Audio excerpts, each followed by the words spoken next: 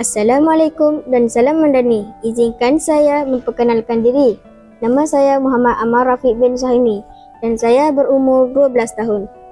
Saya belajar di Sekolah Kembasaan Seri Tumpat 2. Kod sekolah saya ialah DBA 6357. Hobi saya pada masa lapang ialah membaca buku supaya dapat menjadi orang yang berilmu dan berjaya. Saya bercita-cita ingin menjadi seorang askar agar dapat berbakti kepada masyarakat dan negara. Dalam video ini saya berasa amat teruja kerana saya ingin berkongsi tentang sebuah buku yang telah saya baca, iaitu buku yang berjudul Apabila Rembulan Mengambang.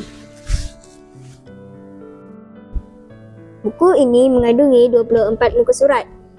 Buku ini ditulis oleh Rozani Azrina. Buku ini diterbitkan oleh Syarikat Dewan Bahasa dan Pustaka. Harga buku ini ialah RM7. Ia mampu dibeli oleh semua golongan. Di dalam buku ini terdapat banyak kisah menarik. Jadi ayo kita dengarkan.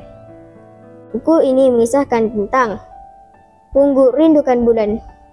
Kamu mungkin pernah mendengarkan kisah si pungguk rindukan bulan. Bilakah agaknya rindu si pungguk terubat?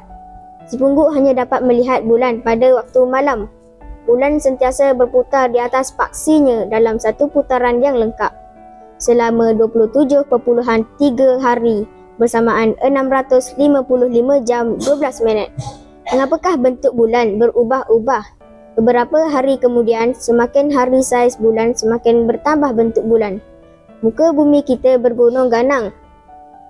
Muka bumi kita ada tumbuh-tumbuhan dan laut-lautan.